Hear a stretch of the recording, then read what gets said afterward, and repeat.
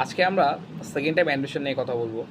So অনেকে ভাবে যারা হচ্ছে সেকেন্ড টাইম এক্সাম দেয় তারা হয়তো ভালো স্টুডেন্ট না, এই জন্য তারা চান্স পায় না। আসলে বিষয়টা এরকম না। সেকেন্ড টাইমে চান্স না পাওয়ার অনেকগুলো কারণ আছে, তার মধ্যে আরেকটা কারণ হচ্ছে সঠিক রুটিন মাফিক পড়াশোনা না করা। তুমি যদি স্ট্র্যাটেজি মেনটেন করে পড়াশোনা না করো, তাহলে দেখবা যে তুমি যে চান্স পাইছে তার থেকে বেশি পড়াশোনা করেও কিন্তু তুমি চান্স পাওনি। দেখবে এমন অনেক উদাহরণ আছে যারা কম পড়ছে কিন্তু সঠিক স্ট্র্যাটেজি মেনটেন করে পড়ার ফলে তারা চান্স পাইছে।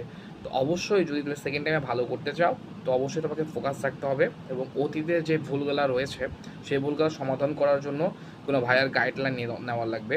যারা চান্স পাইছে, যারা সেকেন্ড টাইমে চান্স পাইছে, তাদের গল্প শুনতে হবে, তারা কীভাবে সেকেন্ড টাইমটাকে রিকভার করছে বা কীভাবে কাম আপ করছে। তো এই জিনিসগুলো তোমাদের সাজেশন নেওয়া লাগবে। যেহেতু তুমি ফার্স্ট টাইম চান্স পাওনি, তার মানে তুমি তুমি ধরে নাও যে তোমার মধ্যে কোনো ল্যাকিংস আছে। তো সেই ল্যাকিংসটাকে তোমাকে খুঁজে বের করতে হবে। যদি তুমি সেই ল্যাকিংসটা খুঁজে বের করতে পারো, তাহলে অবশ্যই সেকেন্ড টাইম তোমার জন্য সফলতা বয়ে নিয়ে আসবে। তাছাড়া না। তো আমি তোমাদেরকে বলবো, তোমরা যারা সেকেন্ড টাইম প্রিপারেশন নিচ্ছ, তারা অবশ্যই প্রথমবারে তোমার প্রথম অ্যাটেম্পটে যে তোমার হয়নি সেই কারণটা খুঁজে বের করো এবং স্ট্র্যাটেজি মেনটেন করে পড়াশোনা করো। ইনশাআল্লাহ সেকেন্ড টাইমে তুমি বিজয়ী হবে।